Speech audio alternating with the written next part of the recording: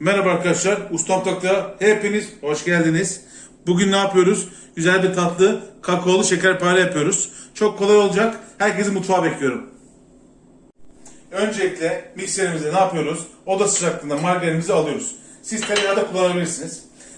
Şöyle 2 yemek kaşığı kadar kakao kullanıyoruz. Onu da şöyle alalım. İçerisinde 1 adet yumurtamız var.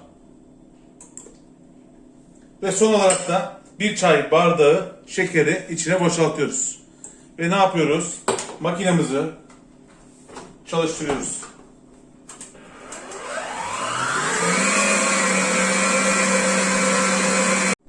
Malzememiz karıştı. Şimdi içerisine 2 su bardağı unumu alıyorum.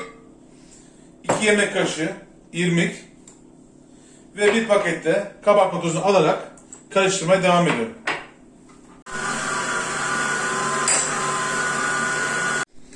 Şimdi makinede bir tur karıştırdım. Şimdi elimle ne yapıyorum? İyice hamur kıvamına getiriyorum. Güzelce yoğuruyorum.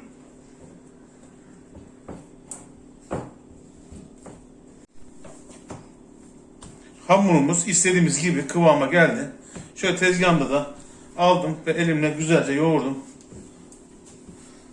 İstediğimiz kıvama şöyle geldi. Bu yeterli olacaktır. Şimdi ne yapıyoruz? Biraz açıyoruz ve güzel bir şekil veriyoruz. Evet, hamurlarımızı gördüğünüz gibi şöyle 2 parça ayırdım ve yuvarladım. Şimdi alıyorum. Merdane yardımıyla şöyle biraz açıyorum.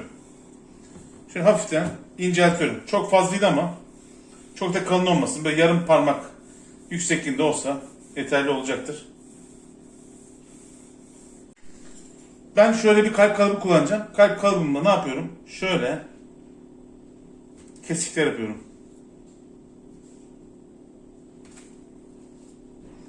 Şekil verdiğim kakaolu şekerparemi alıyorum. Şöyle derin bir kaba irmik koyarak yarısına kadar içine batırıyorum. Şöyle şu şekilde. Gördüğünüz gibi. Sonra şöyle yağlamadan bir borcama diziyorum. Aynı şekilde hepsini acele etmeden bu şekilde alıp borcama diziyorum. Şöyle son parçayı da buraya ekliyorum ve tamamdır. Şimdi şöyle bir borcamıma 8 tane eklemiş oldum. Benim bu yaptığım tariften 25-26 tane çıkıyor. İnceliğine göre tabii kalınlığına göre değişir ama ortalama gördüğünüz gibi çok kalın olmayan yarım parmaktan biraz daha ince olabilir. Bu şekilde 25-26 tane çıkıyor. Şimdi ben bunu 170 derece fırınıma gönderiyorum. Ortalama 30 dakika kadar pişireceğim. Piştiğinden emin olduktan sonra çıkartıp şerbetini vereceğim.